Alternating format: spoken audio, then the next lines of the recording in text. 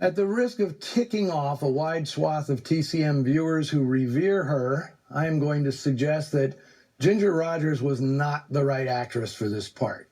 In fact, right off the top of my head, I can name 4 women more suited to this role who would have made Sherry Conley a more memorable, or at least less irritating character.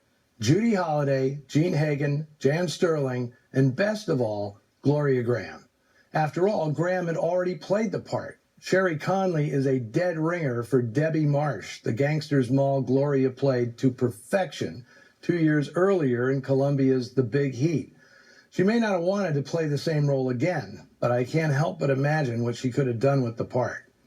I suspect it would have been funnier and more poignant. Now, before you Ginger Rogers fans start in with the hate mail, please don't misunderstand. Rogers is a terrific actress in dramas as well as musical comedies, and she played a similar role before as the title character in 1942's Roxy Hart.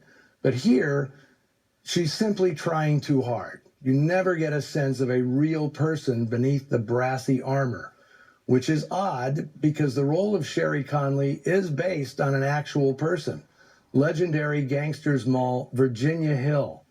At the top of the show, I mentioned how the original play, Dead Pigeon, was inspired by the televised Senate hearings into organized crime.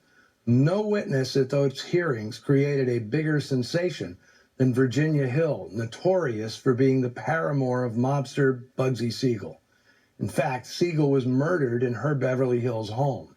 When Hill testified before the Senate on March 15, 1951, she caused a media frenzy.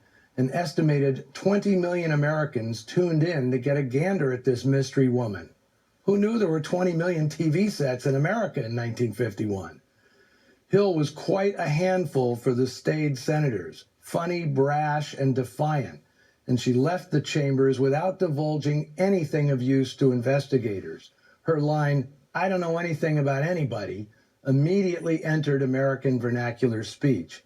She refused to talk to male reporters outside the chambers, and when Marjorie Farnsworth, a reporter for the New York Journal-American, tried to get a quote, Hill called her a dirty little bum and punched her in the face. This was who Ginger Rogers was trying to capture in Tight Spot. I'll leave it up to viewers to decide for themselves if she did.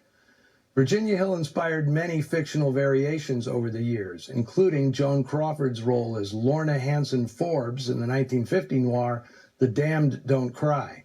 Diane Cannon played her by name in a 1974 TV movie, and Annette Bening was up to the challenge in 1991's Bugsy, opposite Warren Beatty's Ben Siegel.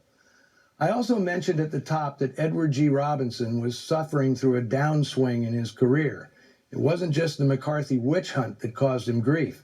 Alimony payments to his wife of more than 25 years, Gladys Lloyd, forced Robinson to sell off his spectacular art collection, regarded as the best in Hollywood.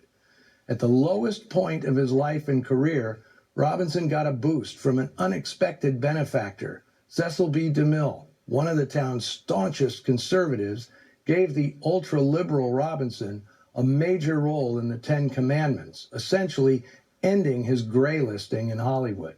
Robinson said that DeMille restored my self-respect. You can weigh in with your thoughts about Tight Spot on the Noir Alley Facebook page and Twitter feed. Let me hear it, Ginger Rogers fans. Next week, I'll be back with a film from 1947, a complex murder mystery dripping with high noir style. It's The Unsuspected, directed by the great Michael Curtiz and starring Claude Rains and noir favorite Audrey Totter. See you next weekend.